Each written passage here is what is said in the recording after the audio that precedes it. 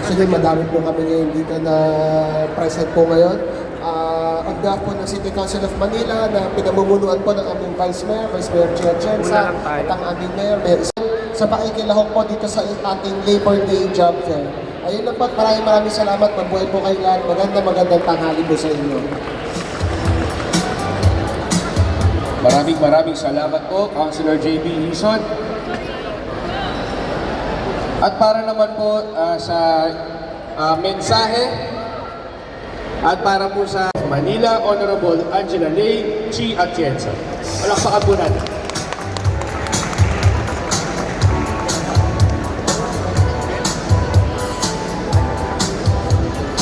Magandang hapon po o tanghali. Ano oras na ba? Magandang tanghali po sa inyo lahat.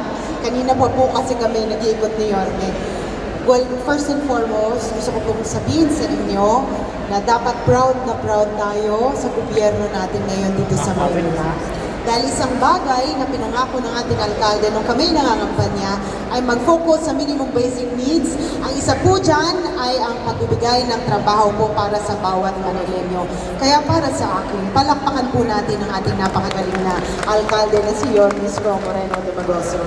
Alam niyo, itong inisyatibo ng ating napakagaling na direktor ng PESO, na si Director Hiro, isang oportunidad yan para sa inyo, para kahit papaano, magkaroon kayo ng panlaban sa buhay.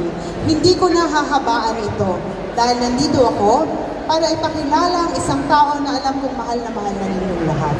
Alkalde, dito sa buong Pilipinas, ang ating nag-iisa na si Yorme Isko Moreno Dumagoso.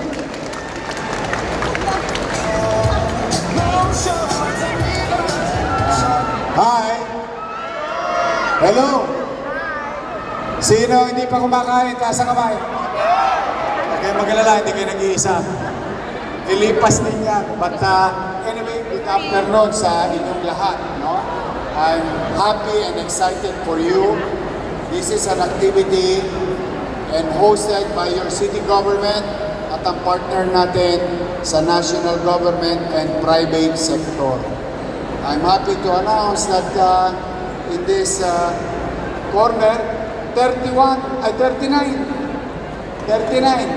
ang instantly nagkaroon ng trabaho ngayong araw na ito.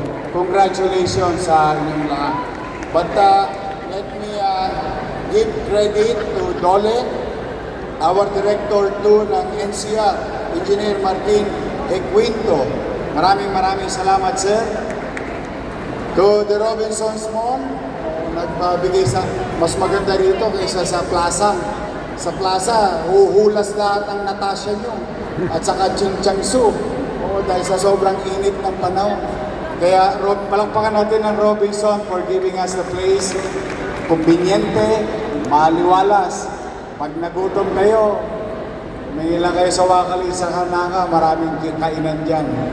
At siyempre, maraming salamat kay Maria Catherine Alejandro, Malu Rome, at sa ating PESO. Hiro, congratulations. Palakpakan naman natin yung City Government Employment Office. Sa inyong lahat, kami ni Vice Mayor at yung mga konsehal natin nandito na kasama namin kanina, yung ating kaagapay program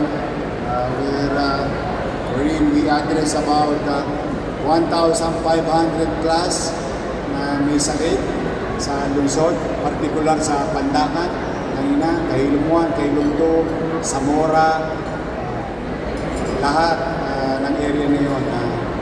Masaya kami na at least kahit paano nabawasan yung problema ng tao. But today, I'm excited for you. Sana talaga magkatrabaho kami lahat. Dahil yan ang pangarap ng lungsod ng Maynila.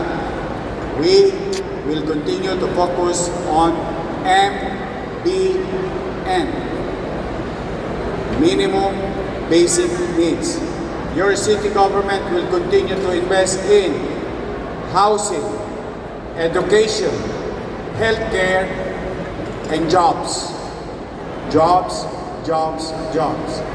That's why sa Manila, pinaluwag po ang polisiya ng pagnenegosyo.